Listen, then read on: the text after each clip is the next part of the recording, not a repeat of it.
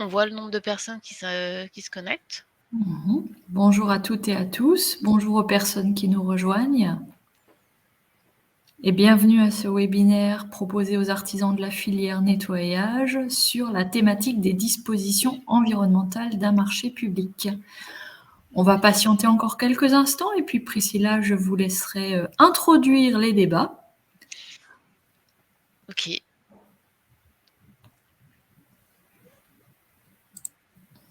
Voilà.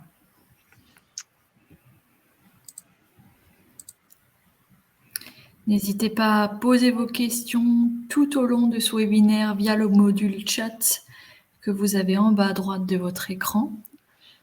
On essaiera les unes les autres de répondre au mieux en direct à vos questions et puis sinon on se permettra de prendre un petit temps à la fin de ce webinaire. Voilà.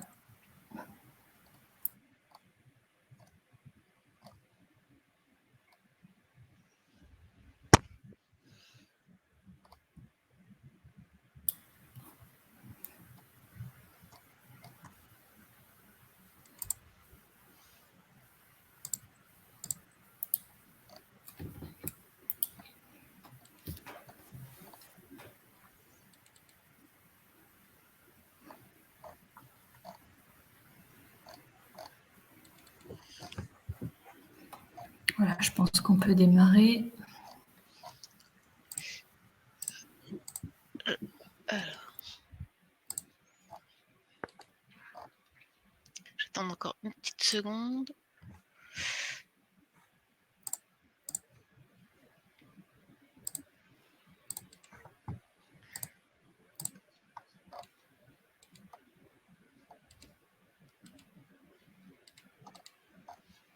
Alors, ça...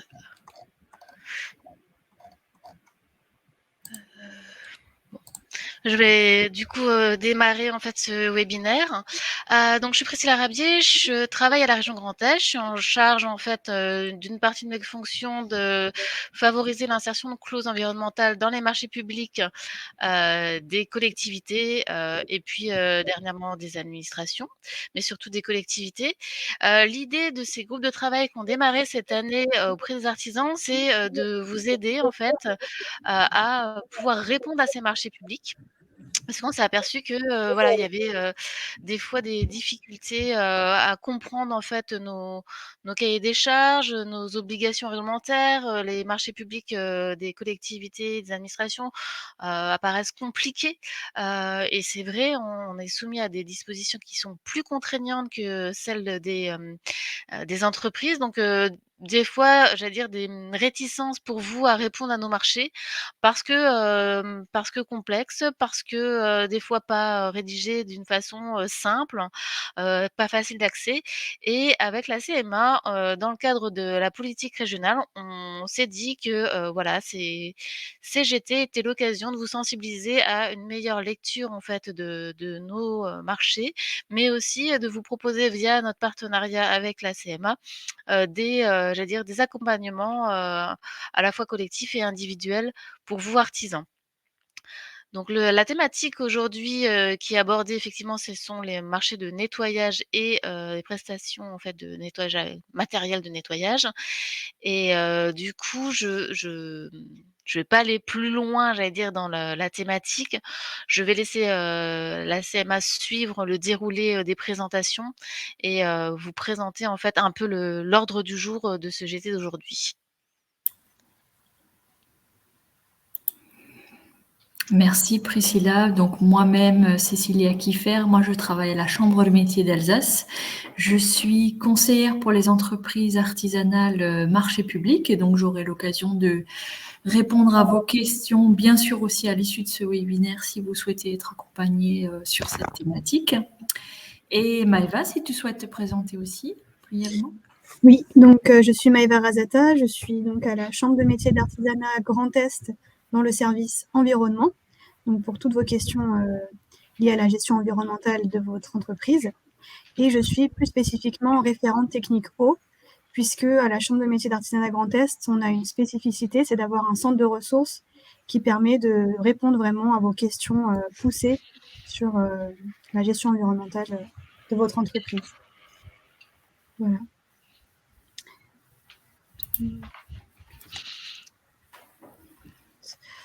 Donc, pour le contenu de cette session aujourd'hui, on va commencer avec une introduction sur pourquoi assister à ce webinaire, donc, où je vous présenterai les problématiques environnementales qui se présentent dans votre activité.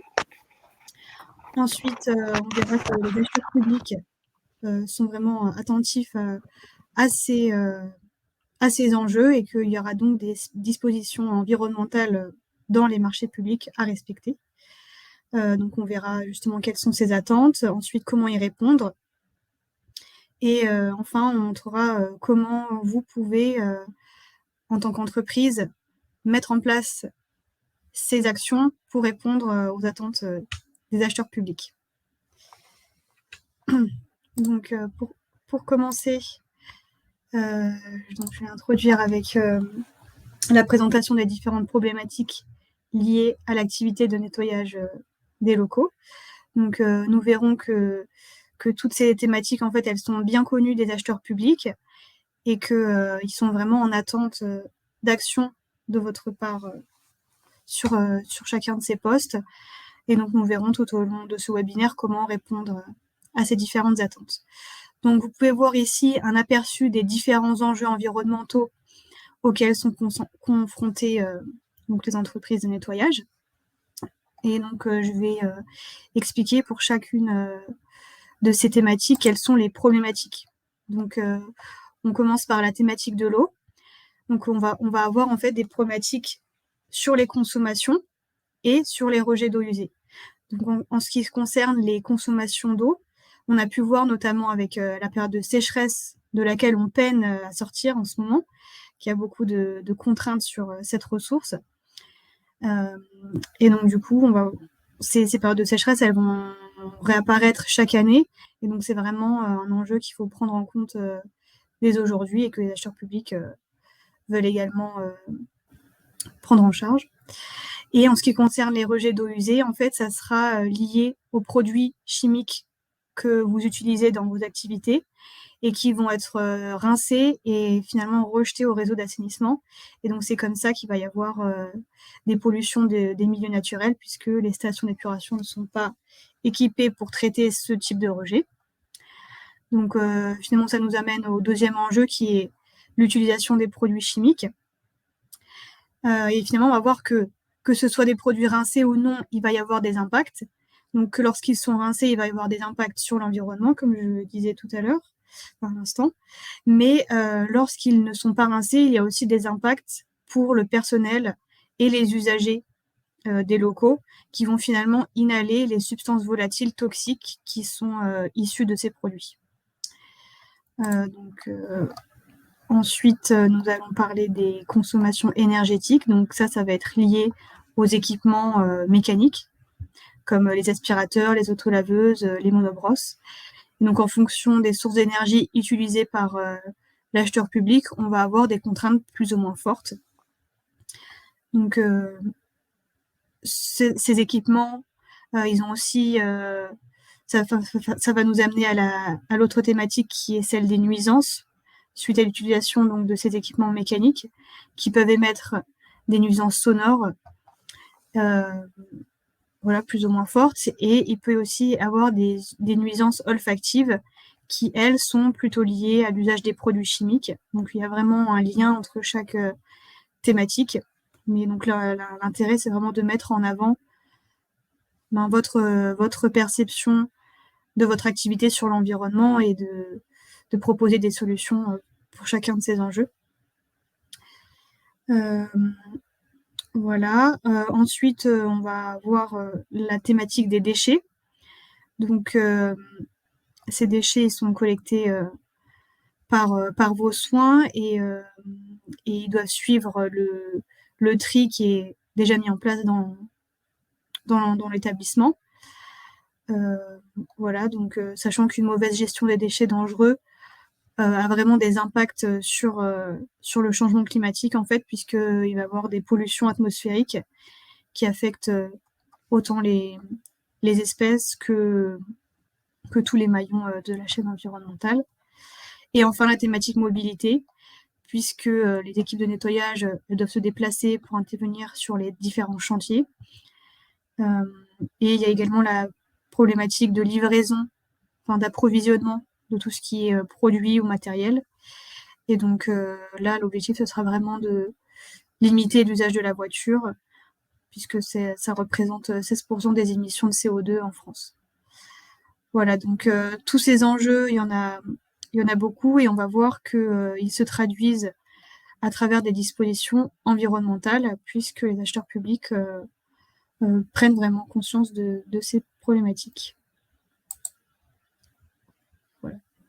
Voilà, merci Maëva. Donc effectivement, hein, on sait que les entreprises de nettoyage sont vraiment concernées par les enjeux environnementaux. C'est quelque chose que vous avez l'habitude d'aborder dans votre activité courante parce que la nature de votre activité l'exige. On sait aussi que les entreprises de nettoyage, a fortiori si vous êtes présents ce matin avec nous, avaient un intérêt pour les marchés publics. C'est un client important, c'est un client essentiel. Donc c'est vraiment pour cela qu'on avait à cœur de vous proposer ce webinaire ce matin. Les enjeux environnementaux que vous avez déjà dans vos pratiques courantes, elles sont actuellement, c'est des bonus, hein, c'est des bonus, mais c'est des essentiels. Dans votre activité pour les marchés publics, ça va progressivement gagner en importance. Évidemment, encore plus avec la situation actuelle que l'on connaît. Hein. Maëva l'a abordé, la sécheresse, les enjeux climatiques, etc. Ça va devenir conditions nécessaires, obligation petit à petit, puisque la loi climat et résilience d'août 2021 prévoit que d'ici 2026, tous les marchés comprendront une considération environnementale. Hein. Donc, vous connaissez déjà un petit peu certaines conditions, donc marché vert, critères environnementaux, clause environnementale. Vous savez déjà un petit peu comment ça se passe pour la notation en termes d'attribution du marché.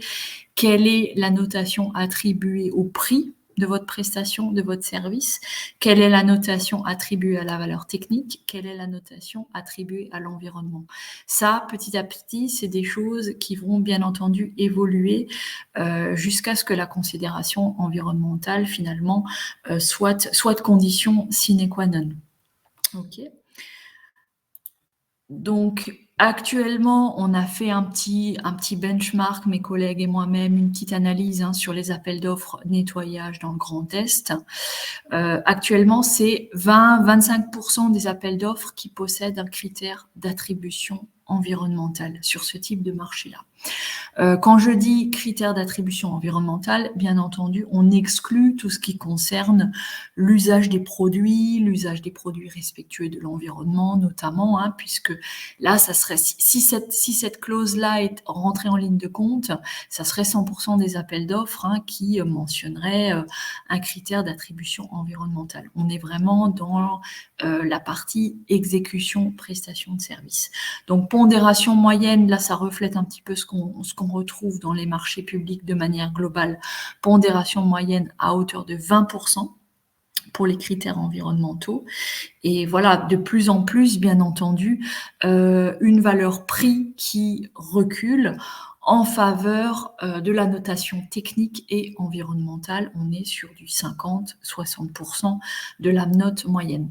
Donc, comme je le disais, les entreprises de nettoyage, c'est des entreprises qui ont déjà des notions d'enjeux environnementaux, parce que les produits l'exigent, parce que les salariés l'exigent, parce que les prestations l'exigent, etc.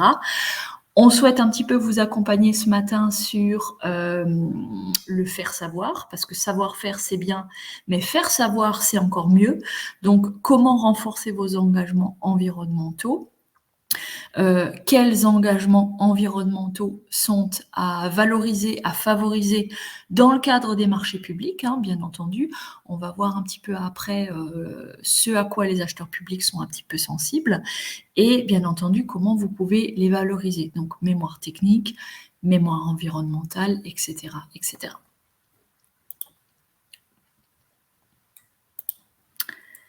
Voilà.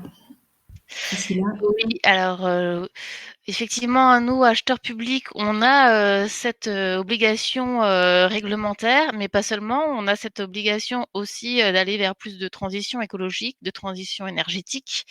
Donc ça, c'est, j'allais dire le cœur même de la politique volontaire de l'ensemble des collectivités et administrations.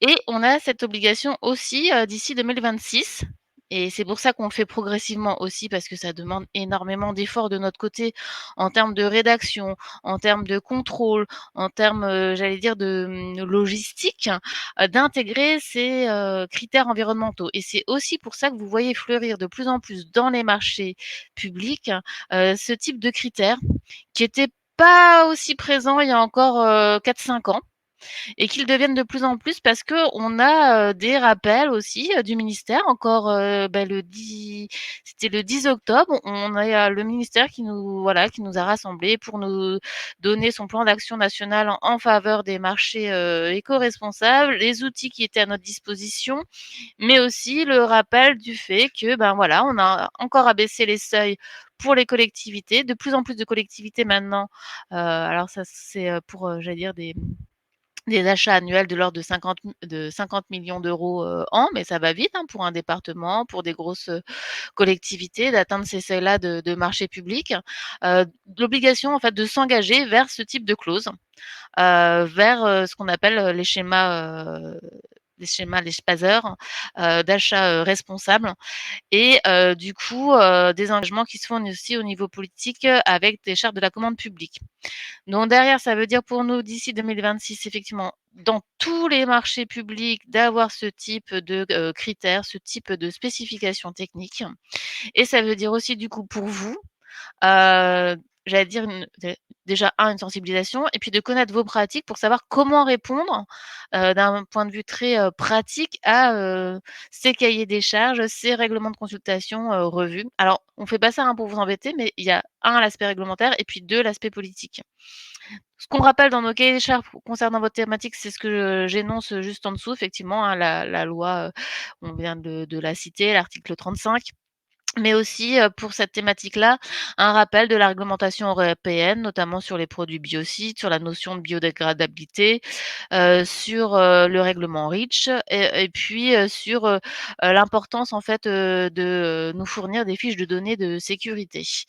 Donc ça j'ai mis les principaux, juste pour que vous ayez, en tête, voilà ces textes réglementaires qu'on fait apparaître dans nos marchés régulièrement et voilà et ne vous dites pas, «Oh là là, c'est compliqué, qu'est-ce qu'il y a dans cette loi?» non, derrière, effectivement, on essaie de vulgariser ce qu'on attend de vous. Donc là, je vais passer à la suite. Hop, voilà. Concrètement, là, je reprends en fait, un marché région, mais j'allais dire qui va être assez similaire dans l'ensemble des marchés des collectivités et les attentes en tout cas seront les mêmes, voire peut-être un peu plus détaillées pour certaines. Sachant que ces, groupes de travail qu'on fait là pour vous aujourd'hui, on les a fait déjà il y a 1 an pour les collectivités. Donc ces données, ces attentes, ce type de clauses ou de spécifications techniques qu'on met dans nos marchés, je pense qu'elles vont se retrouver effectivement, alors peut-être pas de manière copier-coller, mais de façon assez similaire dans les marchés des autres, collectivités et administrations. Donc l'attente 1, effectivement, la garantie des produits. L'attente 2, la gestion des déchets. L'attente 3, la formation du personnel et 4, j'allais dire, le management environnemental. Donc ça, c'est nos éléments clés. Par rapport à l'attente numéro 1, par rapport à la garantie des produits, ce qu'on va demander. Bien sûr, on demande que le produit soit efficace. C'est pas tout qui soit, je veux dire, bénéfique pour l'environnement s'il lave pas, s'il nettoie pas, si voilà, s'il n'a pas d'action, par rapport à la propreté. Donc effectivement, les critères techniques d'efficacité, mais aussi de respect de l'environnement. Et pour ça, pour nous, c'est assez simple d'aller vers, des demandes de labels ou en tout cas, je vais dire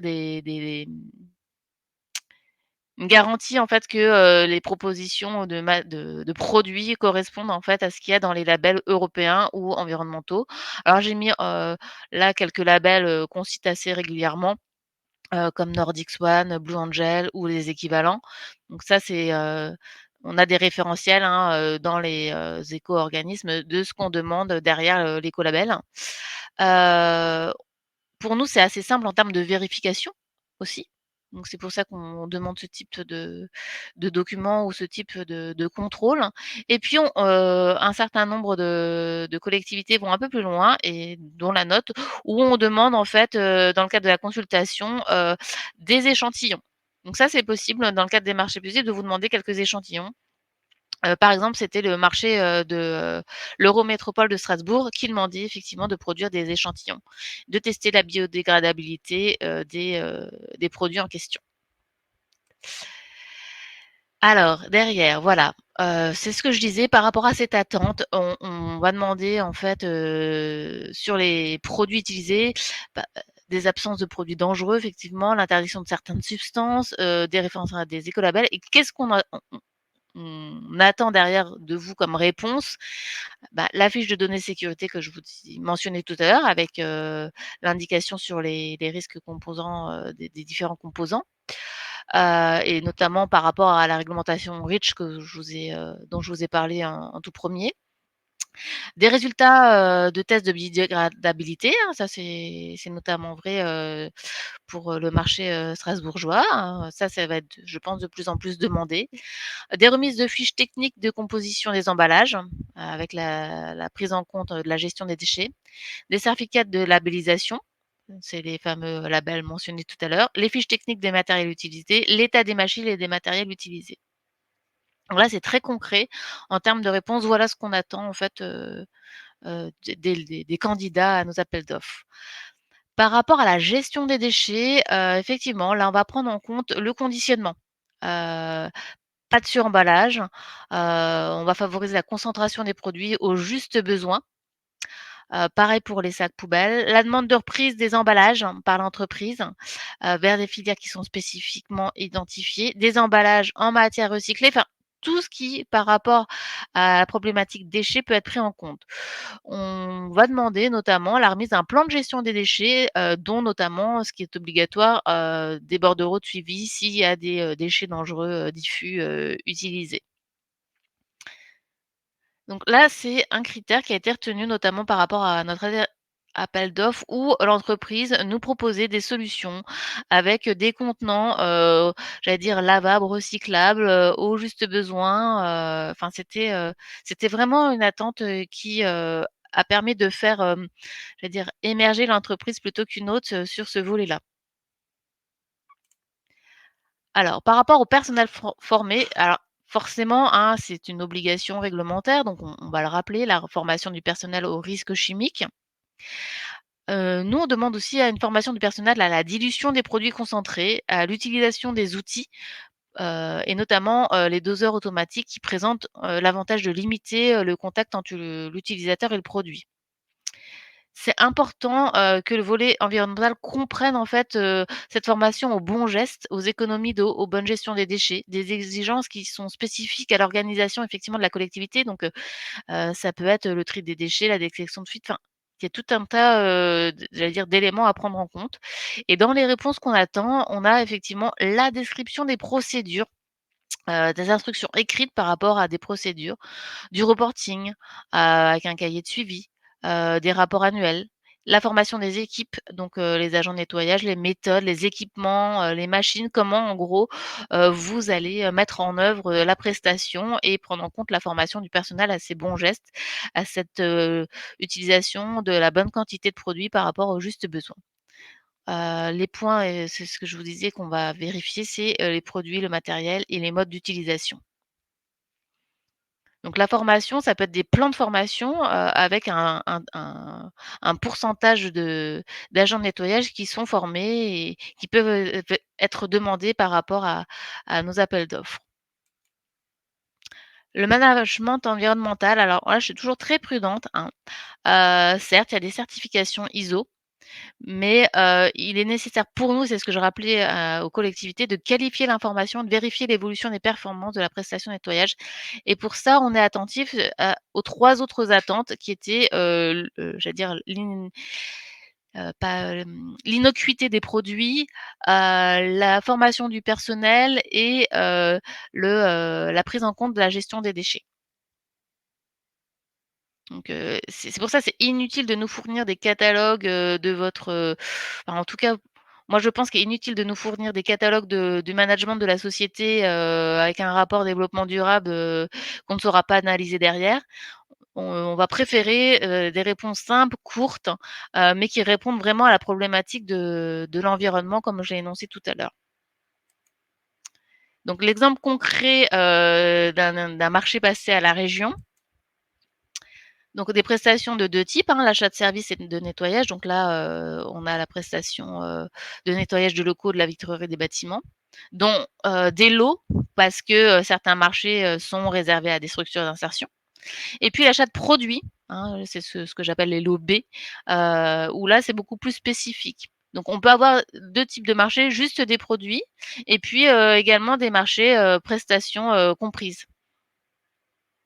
J'insistais sur ce point parce que c'est important pour nous et c'est ce qu'on a fait ressortir au niveau des collectifs, de bien allotir les marchés de manière à ce que les petites entreprises puissent répondre, plus facilement. Alors que ce soit des allotissements en termes géographiques, mais aussi des allotissements sur la nature même du marché. Donc ce que je disais, pour nos régions, la mise en place des produits de consommants, respectueux de la santé et de l'environnement. En termes d'objectifs dans nos, schémas, on a le matériel, la fourniture de matériel moins énergivore, pardon. La valorisation de méthodes de travail, hein, de matériel innovant. C'est pour ça que, ça peut être utile si vous avez des solutions innovantes de se rapprocher, des labels qui existent déjà parce que, nous, par exemple, on va vérifier, par exemple, s'il y a des labels green tech, du ministère de la santé et de l'environnement, des, labels, Solar Impulse, hein, qui sont des labels, qui sont, sous l'égide de la région et qui sont, financés, dans le cadre de la fondation Solar Impulse. C'est aussi des recensements au niveau de certains annuaires, hein, annuaires, ministériels par exemple, ou des, annuaires, type, réseau, Soréseau par exemple en région. C'est la façon pour vous de vous faire, je vais dire, valoir, voir en termes de sourcing pour nous, collectivités. Si pour vous, c'est pas simple de répondre à nos appels d'offres, c'est aussi pas simple pour nous d'identifier, je veux dire heu, les, hem, les bons candidats. Ceux qui sont, vraiment, proactifs dans, cette, notion, de l'environnement. Et le dernier point, le tri et recyclage, que j'ai énoncé tout à l'heure. Donc concrètement, comment ça se matérialise dans nos marchés? Dans nos CCTP, on va avoir des articles comme par exemple celui-ci, hein, du marché de, 1, hein, qui était, prestation de nettoyage, dont, produit, où on dit, 2 niveaux de prise en compte. L'utilisation obligatoire pour, les catégories de produits, de l'écolabel ou équivalent, et d'autre part, la rédaction d'une note méthodologique qui va reprendre les 3 autres attentes: l'attente du personnel formé, l'attente de la gestion des déchets et l'attente du management environnemental qui regroupe souvent les 3 autres, puisque la rédaction de la note présente la démarche globale par l'entreprise, dont entre parenthèses, effectivement les produits écolabellisés, la réduction des déchets, l'utilisation, de produits concentrés, la formation et cetera et cetera. On ajoute souvent, au CCTB la partie déchets parce que c'est pas toujours simple, j'allais dire pour, les répondants de voir qu'est-ce qu'on entend derrière. Donc au niveau du matériel, on dit par exemple de mettre à disposition des agents, sur les sites des chariots qui permettent, la collecte sélective des déchets, de respecter le tri sélectif qui est déjà mis en place au sein de la région. D'où la nécessité effectivement d'appréhender de ce qui se fait déjà au niveau de la collectivité en question à laquelle, pour laquelle vous allez répondre à un marché. Heu, sur la collecte et l'évacuation des déchets, on précise que, ben, les détritus, qui proviennent des balayages, de l'aspiration, du vidage des corbeilles et poubelles sont collectés dans des sacs plastiques adéquats. Quand je dis adéquats, c'est aussi en termes de, volume, que les sacs soient déposés par le personnel et cetera et surtout de procéder au tri et de déposer les j'allais dire les détritus en fonction de leur nature dans les bacs qui sont prévus. Parce qu'on s'est aperçu effectivement qu'on avait souvent, par le passé candidats ou des lauréats qui, n'avaient pas forcément bien formé le personnel, ou alors il y avait une mauvaise communication entre la collectivité et puis, le répondant, et du coup, on se retrouvait des fois avec, je veux dire des agents qui collectaient, qui rassemblaient papier, trié et papier non trié, ou papier trié et poubelle classique dans le même sac à la fin. Donc là, on n'avait rien gagné. Oui, il y avait une réponse au marché, mais non, dans les faits, ben, il y avait pas, l'effet escompté. Donc sur ce point-là, on devient vraiment de plus en plus vigilant. Par rapport au règlement de consultation, comment ça va se matérialiser? C'est ce que disait Cécilia tout à l'heure. Alors, on a une baisse, hein, en termes du prix, hein, sur les pourcentages, hein. Alors, elle parlait de 50, on est à 40, côté région, et puis, 60 côté, technique et prise en compte, des autres, du mémoire technique. Et sur ces, pourcentages, alors là, voilà, j'ai identifié la partie technique et la partie, organisation des ressources humaines ici. Je le mentionne aussi ici parce que, dans la semaine managériale, il y a cette formation au personnel aussi, hein. Dans ce qu'on demande en termes de renseignements, c'est ce que je disais tout à l'heure, l'aspect environnemental, les fiches techniques, notre méthodo qui comprend la politique, globale de l'entreprise, l'état des machines, la description de l'utilisation des produits, la gestion des déchets, le plan de formation. Donc comme on le voit dans nos marchés, de plus en plus, la prise en compte de l'article 35 de la loi climat et résilience.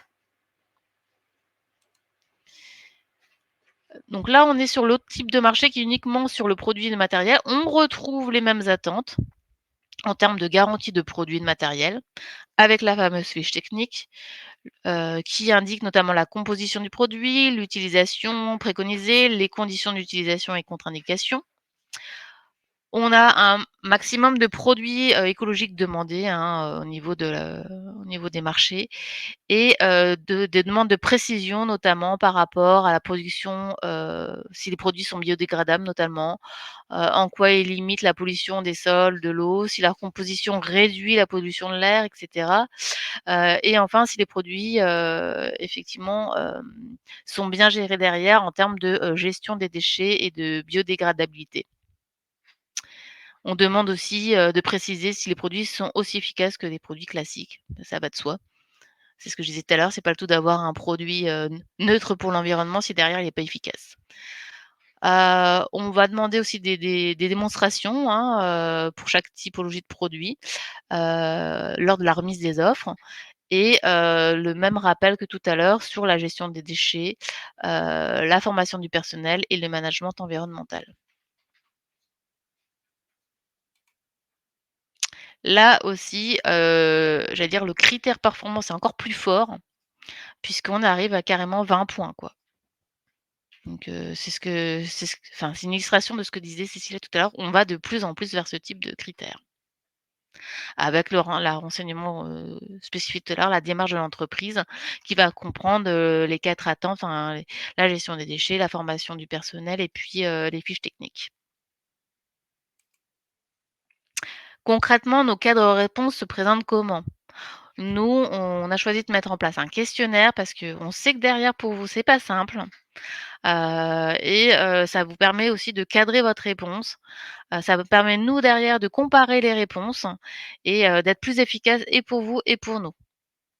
Donc dans ce questionnaire, on va avoir la démarche globale de l'entreprise, avec, des demandes, si vous avez des pages complémentaires, hein, des documents, les fiches techniques. Qui indiquent, la composition des produits, l'utilisation préconisée, et cetera. Donc on va retrouver à 4 niveaux du questionnaire, et puis au niveau du matériel aussi, hein, s'il est neuf, s'il est reconditionné, parce que là aussi on peut avoir des exigences avec les nouveaux décrets en termes de reconditionnement, de réemploi, et cetera. Ça peut être par exemple du matériel que vous avez, acheté, j'allais dire sur un marché, secondaire, et qui, du coup vous valorisez en fait cet achat, à travers la réponse à notre appel d'offres. Voilà, je pense que j'ai tout dit. On retrouve bien effectivement l'ensemble de nos attentes au niveau des questionnaires et puis, ici, avec les attentes notamment, au niveau, managérial environnemental. Est-ce que vous avez des questions? N'hésitez pas à poser vos questions dans le chat, effectivement, mais pour l'instant, Priscilla, je crois que vous avez été très claire. En tout cas, j'espère. J'espère que cette façon de dédiaboliser nos marchés et j'allais dire derrière pour vous de mieux les appréhender, c'est important parce que comme je dis, on n'est pas soumis au même code que les entreprises et du coup, on essaye aussi de simplifier, en tout cas pour les collectivités qui s'engagent de plus en plus. Et ça se voit au travers des GT qu'on mène sur les collectivités et administrations. On a de plus en plus d'acheteurs qui viennent sur ces GT chercher du pratico-pratique sur comment favoriser la réponse des petites PME à leur marché parce qu'on sait derrière que pour vous, ça peut être perçu comme, alors je dis pas une perte de temps, mais moins rentable, moins efficace que de répondre à un marché plus simple. Et en ça, nous, on a besoin aussi de promouvoir nos petites entreprises. C'est vraiment une action régionale de valoriser nos savoir-faire, nos petites PME et d'allotir plus, de détailler plus et de faciliter l'accès à notre commande publique. Une question, Priscilla. Y a-t-il un guide pratique sur les meilleures pratiques à destination des opérateurs? À part participer à votre GT, bien entendu. Je sais que Grand Innov fait ce type de guide. Oui. Maintenant, nous, région, on fait pas parce que ce que je disais, ça représente même pas 20% de mon temps de travail, donc j'ai pas le temps d'élaborer des guides en plus. Il en existe au niveau du ministère aussi.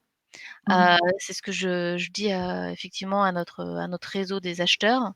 Mais effectivement, après, je sais pas s'il existe d'autres guides supplémentaires à Je vais vous destination. mettre quelques Ouais. liens, monsieur, effectivement. Hein, je cherche effectivement quelques liens. On trouve pas mal de choses sur Internet, mais je sais que le réseau de la commande publique au sein de la région Grand Est et de Grand Innov, effectivement, si ça vous parle, a publié il y a quelques années déjà, je crois que c'était au début de la crise sanitaire, un guide C'est ça, sur les c'était achats publics, voilà, les achats publics responsables et entre autres responsabilités, bien entendu, il y avait le volet environnemental qui était largement abordé. Hein, si cela vous intéresse, je vais chercher le lien et je vous le mets dans le chat dès que je l'ai trouvé. Hein.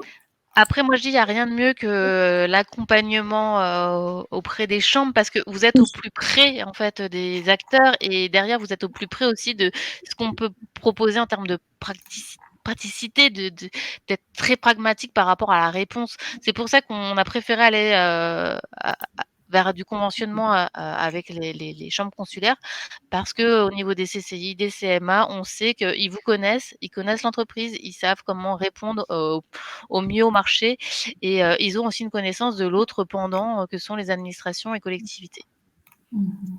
Oui, effectivement, j'allais compléter en disant que à la fin du webinaire, là, vous verrez une carte avec tous les chargés de mission présents sur la région Grand Est, donc tous les chargés de mission de la Chambre de métiers d'artisanat, et qui peuvent vous accompagner vraiment au cas par cas pour répondre justement aux attentes d'un marché, sur le point de vue environnemental en tout cas.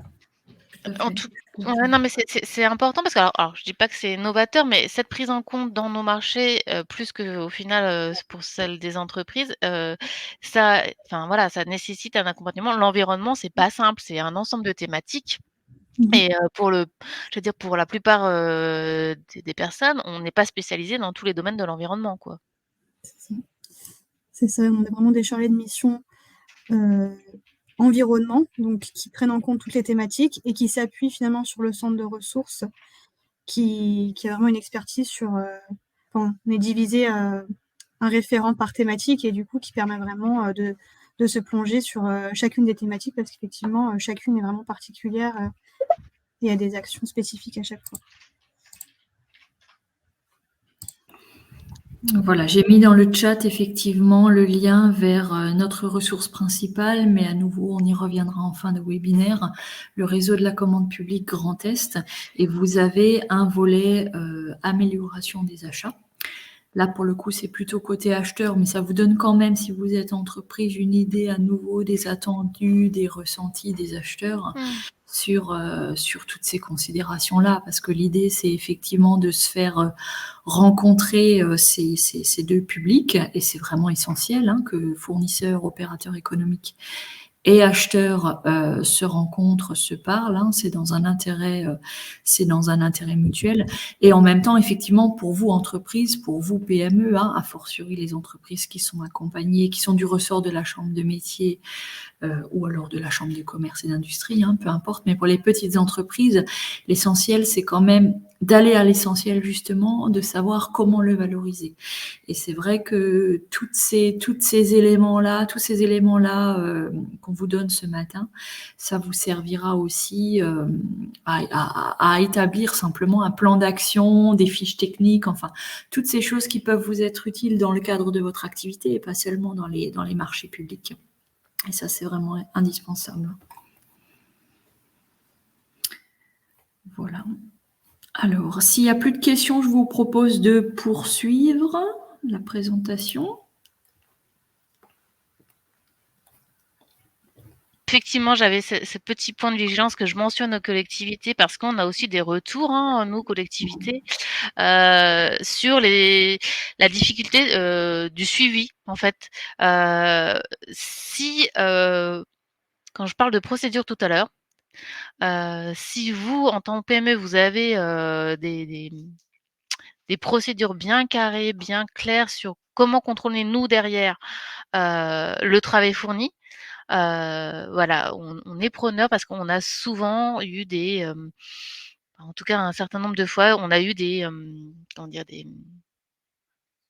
Des difficultés, par rapport, au contrôle des prestations en question et du coup, on se dit que, bah, voilà, en termes de com, il y a sûrement un manque, en fait. Un manque de com et de sensibilisation du comportement, nous, des agents et pourquoi pas, l'entreprise peut proposer dans la formation, dans un plan de com à destination et des agents qui sont sur site et de leurs propres agents de nettoyage. Et pour le contrôle, là, c'est vraiment je vais dire un focus qui est hyper attendu, par les collectivités administrations sur comment vous organisez le contrôle, de la prestation avec la collectivité. Parce que vous comme nous, voilà, le temps, on n'a pas 20 000, on n'a pas non plus 20 000 agents, on est restreint aussi. Donc si, je peux vous, voilà, donner un petit conseil ou, vraiment soigner la partie, exécution du marché et contrôle de la qualité du marché. C'est tout ce que je voulais rajouter.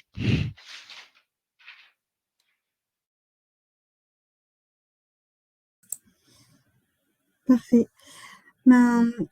Merci pour cette présentation. Donc, du coup, vous avez pu voir les attentes de base qui sont liées finalement aux obligations en vigueur, mais surtout les attentes actuelles des acheteurs publics qui vont donc plus loin que cette réglementation.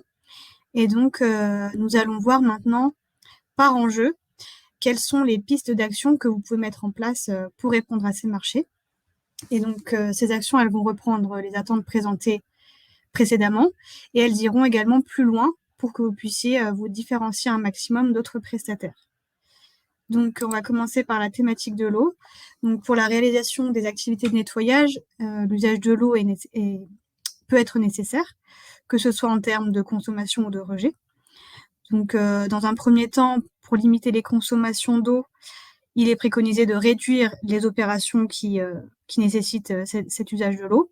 Donc, on pourra lister toutes les activités qui n'ont pas besoin d'eau, comme par exemple le dépoussiérage. Et dès que l'eau est nécessaire, on pourra distinguer, en fonction des surfaces à nettoyer, par exemple, l'équipement le moins consommateur d'eau. Donc ça, c'est une action qui peut être mise en place pour avoir une utilisation raisonnée de l'eau et justifiée. Voilà.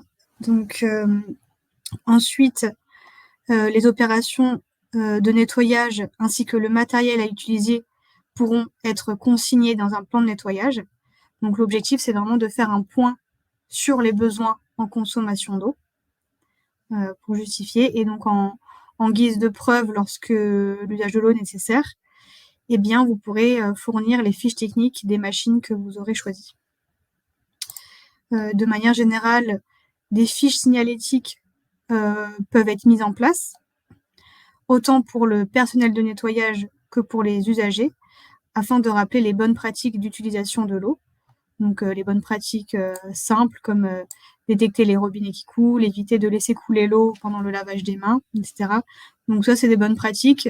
Et en fait, le fait de les formaliser va vous permettre de vous démarquer d'autres prestataires et de justifier que vous avez vraiment formé votre personnel à ces bonnes pratiques. Ensuite, sur le deuxième volet, donc pour la réduction des rejets en substances dangereuses, en fait, ces substances, elles sont rejetées par l'usage de produits. Donc tout d'abord, on va préconiser la réduction de l'utilisation de ces produits. Donc quand c'est possible, avec par exemple l'utilisation de chiffons microfibres qui s'utilisent à sec ou simplement avec de l'eau claire. Et pour certains usages où les produits sont vraiment nécessaires, en fait, on va voir dans la partie après comment choisir les produits les moins dangereux. Et du coup, en fait, les éléments justificatifs, ça va être sur finalement un plan de nettoyage qui renseigne là où les usages de produits sont nécessaires et là où ils ne le sont pas. Et quand ils le sont, donc on va voir, c'est tout ce qui est fiche technique, fiche de sécurité, certificat de labellisation des produits. Et il y a aussi au niveau de l'utilisation des produits, mais ça on va le voir aussi dans la slide d'après, utiliser de manière raisonnée ces produits, avec par exemple la mise en place d'une centrale de dosage. Je vais vous présenter ça tout de suite. Donc en effet, les produits couramment utilisés, ils sont dangereux autant pour la santé que pour l'environnement. Beaucoup présentent des pictogrammes de danger qui sont symbolisés en fait par des losanges rouges.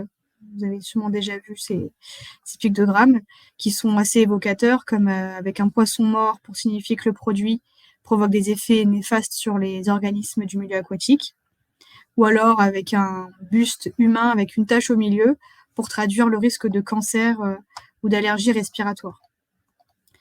Donc, comme je vous disais en début de webinaire, c'est l'utilisation de ces produits et le rinçage qui va finalement polluer les milieux naturels.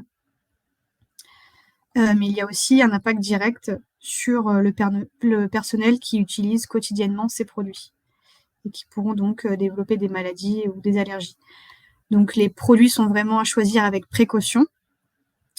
Donc on a pu voir que la réglementation, elle impose déjà une biodégradabilité de 60% au bout de 28 jours, mais c'est un seuil minimum et certains labels permettent d'aller au-delà en proposant par exemple une composition en matière végétale plutôt qu'en dérivé de pétrole, qui fait que le produit devient 100% biodégradable. Et donc pour justifier le choix des produits, donc il faudra fournir les fiches techniques et de sécurité, ainsi que les éventuels certificats, sachant que, comme ça a été dit, il n'y a pas forcément besoin d'avoir un certificat. Parfois, les produits respectent déjà les contenus d'un cahier des charges d'un label, mais ne sont pas forcément certifiés. Et du coup, voilà, c'est vraiment important de fournir ces fiches techniques et fiches de sécurité.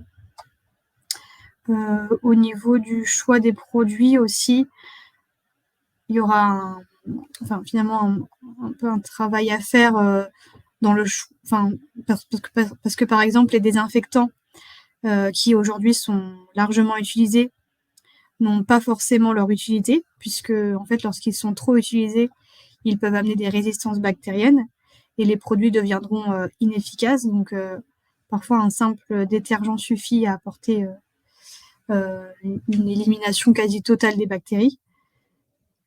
Donc il y a aussi un choix à faire sur le type de produit et du coup aussi sur sa composition. Donc nous avons parlé du choix des produits, nous avons également parlé de leur usage avec notamment le choix d'utiliser un désinfectant uniquement lorsque c'est nécessaire. Et toujours dans l'optique d'optimiser l'utilisation des produits, il est également préconisé d'utiliser uniquement la juste dose. Donc, pour ce faire, je parlais déjà des centrales de dilution qui peuvent être mises à disposition, et dans quel cas il faudra fournir la facture d'achat. Mais il peut également avoir une formation en amont du personnel à l'utilisation des produits et au dosage qu'il faut respecter.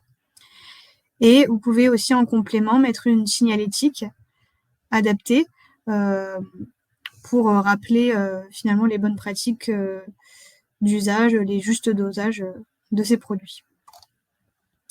Voilà pour la thématique produit. Ensuite, pour ce qui est des consommations énergétiques, et encore plus dans le contexte actuel, on privilégiera des équipements de nettoyage plutôt manuels mécaniques ou manuels plutôt qu'électriques. Et en fait, là, on va regarder en fonction des superficies, bien sûr, et des fréquences de nettoyage, lorsque c'est possible de passer à des équipements qui n'utilisent pas d'énergie. Et pour acter ces choix, on pourra fournir un plan de nettoyage qui symbolise vraiment les zones où l'utilisation de ces matériels seront nécessaires. Et lorsque l'usage d'équipements électriques est nécessaire, eh bien, on choisira un équipement le moins énergivore possible et qui aura donc une classe énergétique haute. Et du coup, il faudra fournir la fiche technique de cet équipement en guise de preuve.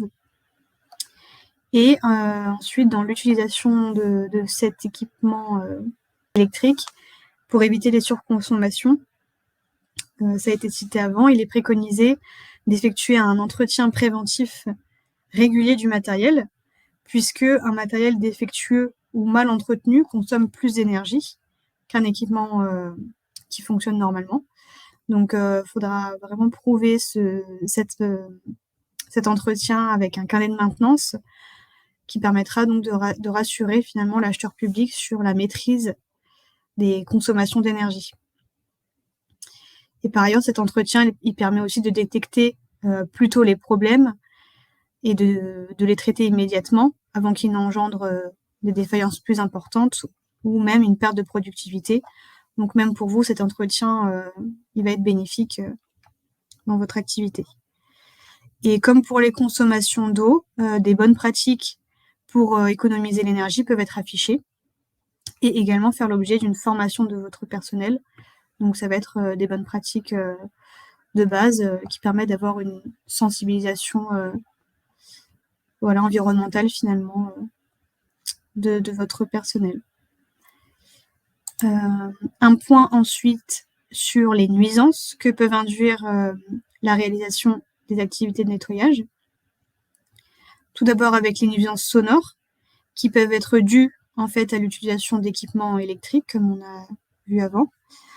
Donc toujours à l'aide de ce plan de nettoyage, il faudra préciser le plan de nettoyage qui précise donc les zones où ces équipements seront utilisés pour que ça soit cohérent avec les usages et la fréquence d'occupation du bâtiment.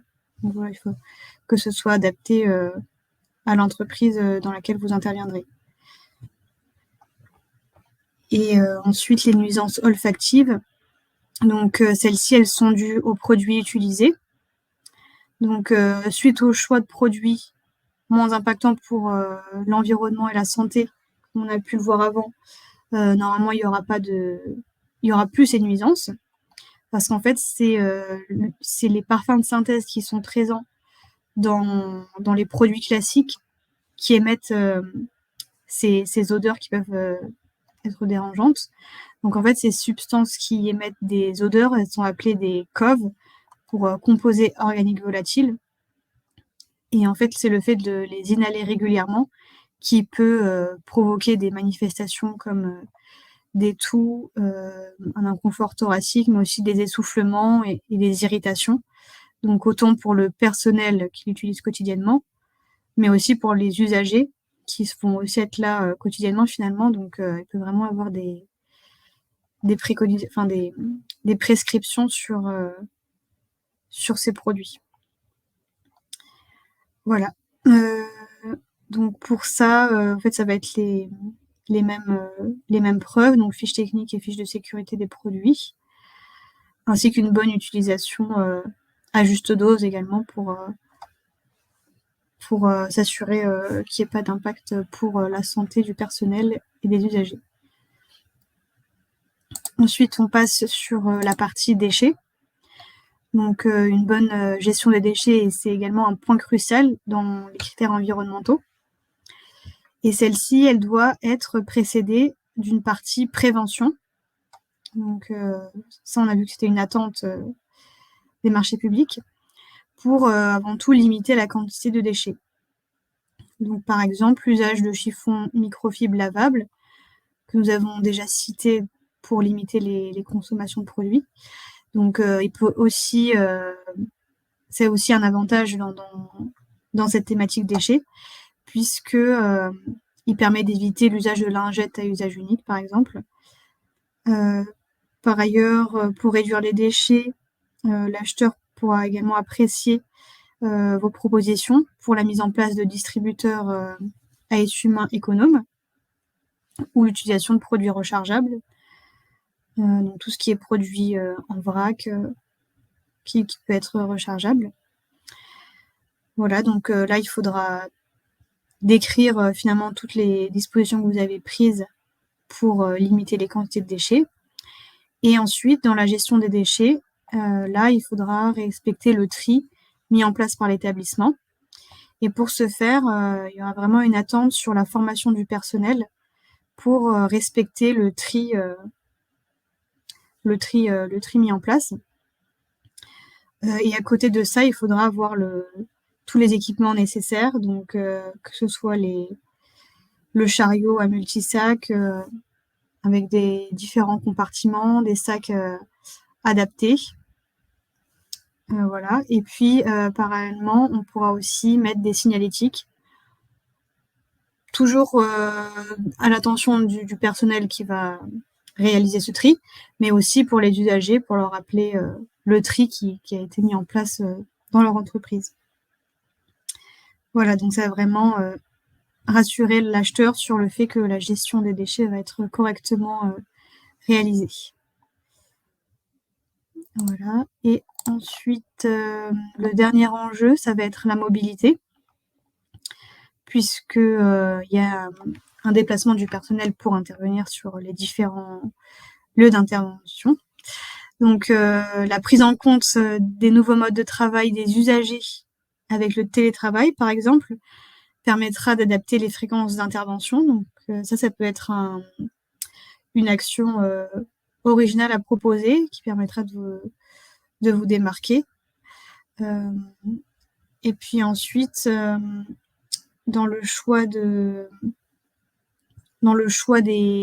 moyens de locomotion, le recours à la mobilité douce, au transport alternatif comme le covoiturage ou l'autopartage est également un élément qui permettra de vous démarquer. Mais il y a aussi les transports en commun qui sont qui est une solution plus répandue, mais qui permet vraiment d'être une alternative à la voiture. Voilà, et donc pour mettre en place toutes ces actions, il existe des forfaits pour inciter le personnel et qui pourront servir de preuve pour l'acheteur. Et dans le cas où la voiture reste nécessaire, eh bien, vous pouvez proposer à votre personnel des formations à l'éco-conduite, par exemple, donc pour vraiment montrer que vous avez vraiment optimisé les déplacements, chercher des solutions alternatives et dans le cas où ce serait pas possible, vous êtes quand même moins impactant qu'un autre prestataire avec des formations d'éco-conduite par exemple. Et il y a aussi le transport de tout ce qui est marchandises, donc pour l'approvisionnement. Là, l'objectif, c'est de mutualiser. Voilà, si c'est sûrement déjà fait, mais de le prouver par des bons de livraison.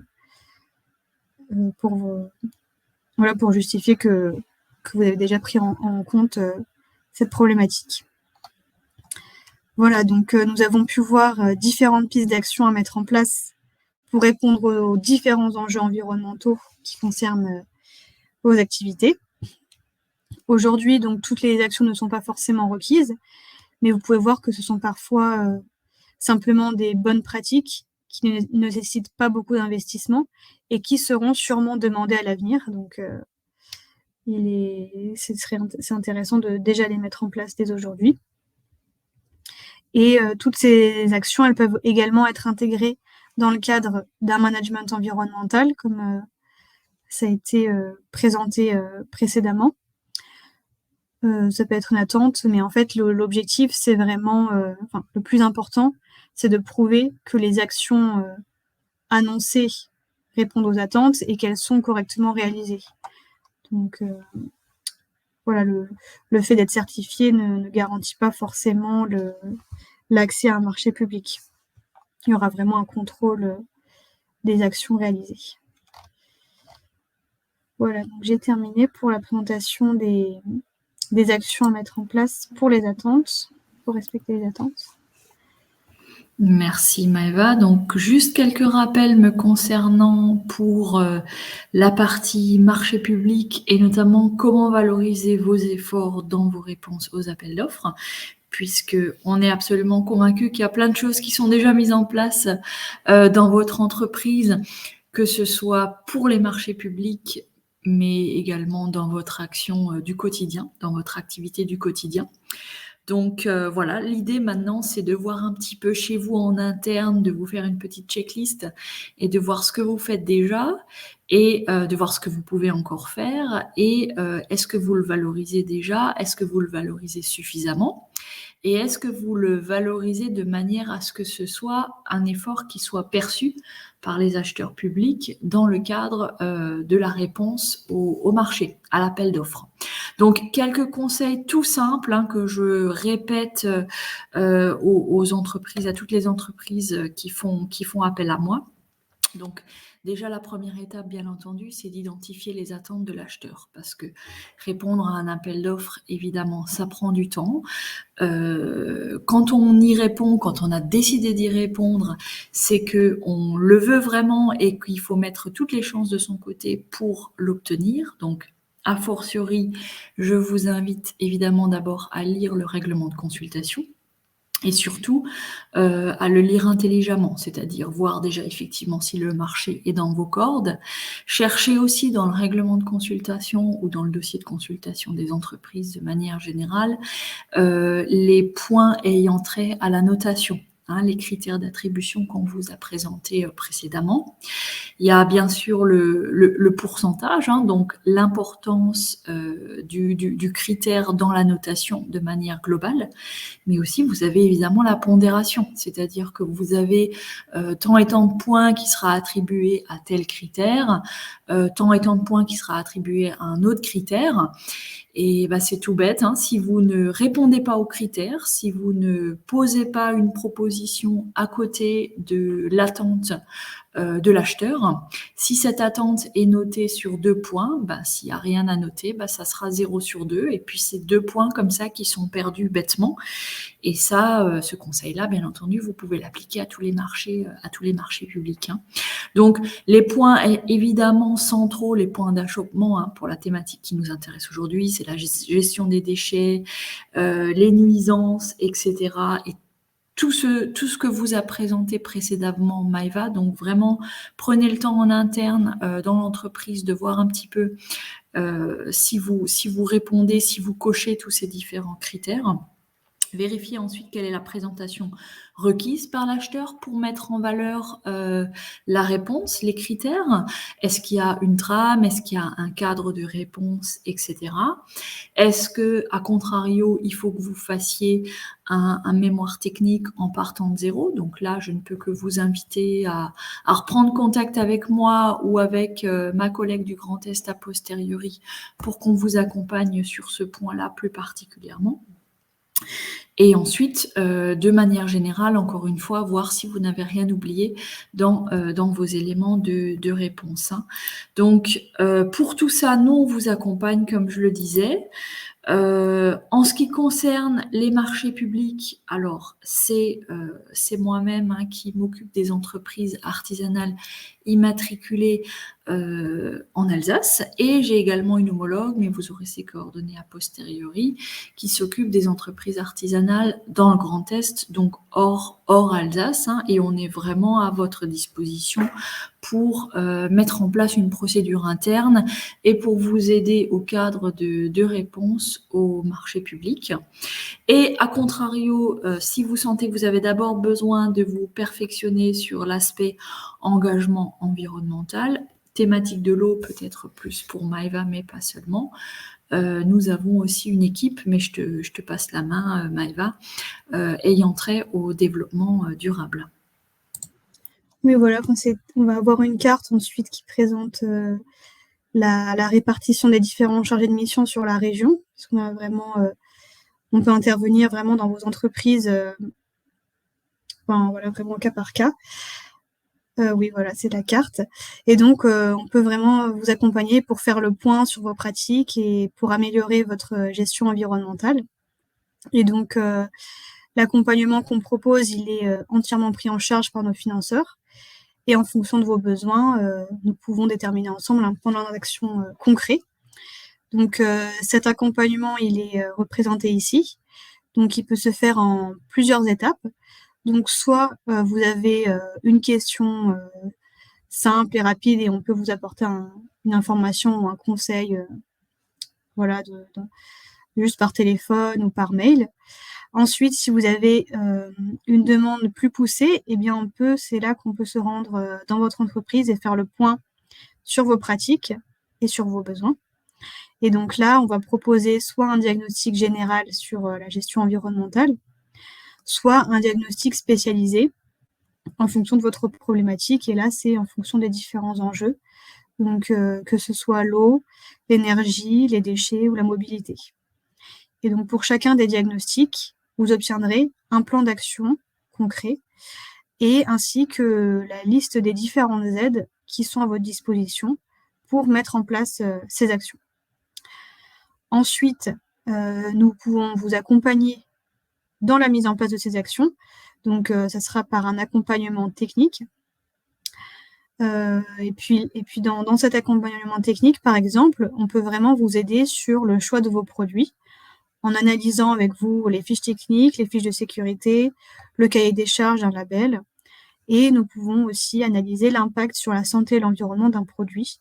Donc, vous pourrez, pour que vous soyez vraiment, que vous ayez toutes les clés pour pouvoir répondre aux critères environnementaux des marchés publics. Et puis, l'accompagnement financier, là, ça sera dans le cas où vos équipements sont des investissements éligibles à des aides. Donc, les organismes de financement, ça sera par exemple l'ADEME ou l'Agence de l'eau. Et donc là, on vous aide dans la constitution de votre dossier de subvention, parce que c'est aussi quelque chose d'assez long parfois. Donc, on veut vraiment faire en sorte que vous puissiez vraiment aboutir à la mise en place d'actions. Et enfin, nous vous aidons à valoriser vos actions pour que vos clients aient connaissance des actions environnementales que vous avez mises en place.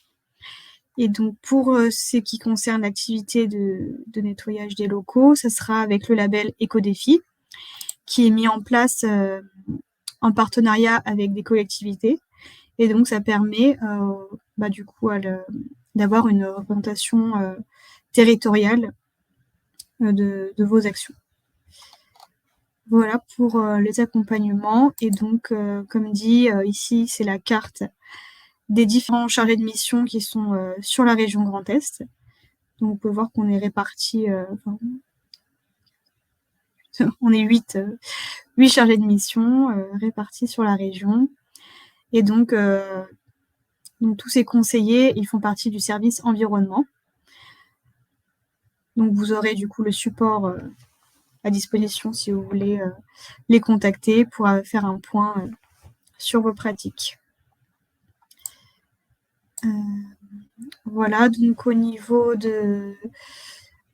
des prochains webinaires proposés dans le cadre de la gestion environnementale, jeudi prochain, il y aura un webinaire sur le choix des équipements pour avoir des impacts moindres au niveau des rejets. Et sinon, nous avions fait jeudi dernier un webinaire sur le choix des produits et qui est disponible en replay. Donc là, le lien est inscrit ici. Voilà, donc ça, c'est déjà des webinaires que vous pouvez consulter tout seul. Et puis, si vous avez des questions, n'hésitez pas à prendre contact avec les chargés de mission de votre département. Et merci. Donc, je conclurai aussi me concernant sur la présentation de l'accompagnement marché public. Donc, moi-même, j'en ai déjà parlé, référente pour l'Alsace, et puis ma collègue Lise, référente pour le Grand Est. Donc, si vous avez une question marché public de manière générale, n'hésitez pas à vous adresser à nous et on verra ce qu'on peut faire. Vous aurez bien entendu les coordonnées dans le support qu'on mettra à votre disposition. Je précise que notre accompagnement ne serait pas possible sans le support, le soutien du réseau commande publique Grand Est. Donc vous voyez, hein, on a un certain nombre de membres qui nous apportent tous et toutes leur expertise sur différents sujets, que ce soit financier, juridique, etc. Donc si ma collègue Lise et moi-même, on n'a pas la réponse, on a effectivement les capacités de se tourner vers d'autres membres du réseau commande publique Grand Est pour vous aider sur des thématiques qu'on maîtriserait peut-être un petit peu moins, dans l'objectif toujours, hein, vous l'aurez compris, de faciliter l'accès des entreprises du Grand Est au marché public et de faciliter le dialogue, hein, entre acheteurs et fournisseurs. Pareil, hein, je vous ai mis mon calendrier d'intervention, donc du présentiel, du distanciel aussi. Donc, s'il y a quelque chose qui vous intéresse, n'hésitez pas à vous inscrire, hein. J'aurai plaisir de vous voir peut-être en vrai ou sinon lors d'un prochain webinaire. Ça vous donne aussi une indication de l'accompagnement qu'on peut vous proposer à la sensibilisation au marché public et à Chorus Pro, qui sont quand même des sujets essentiels. Et vous avez également à Chaumont, début décembre, une rencontre entreprise-acheteur public qui est un autre événement qu'on essaye de vous proposer régulièrement, qui consiste en l'organisation de rendez-vous préqualifiés entre des entreprises et des acheteurs publics. Donc, les acheteurs publics vous présentent leurs besoins, leurs opportunités d'achat et vous les sollicitez pour les rencontrer. Vous avez une petite dizaine, une petite quinzaine de minutes pour vous présenter, pour présenter votre activité, pour présenter votre voilà tout le bien que vous pourriez leur faire en tant que fournisseur futur, hein, dans le cadre d'appel d'offres. Donc cette fois-ci, ça sera à Chaumont sur une demi-journée. Vous avez le lien si vous souhaitez vous inscrire a posteriori, hein. Voilà, on a également des formations, donc pareil, hein, mémoire technique, Chorus Pro, pour ne citer que les thématiques les plus demandées, et un accompagnement individualisé qui vous est proposé, bien entendu, hein, mail, téléphone, rendez-vous, en fonction de votre besoin. Voilà, il me reste à vous remercier pour votre participation. Si vous avez des questions, c'est le moment.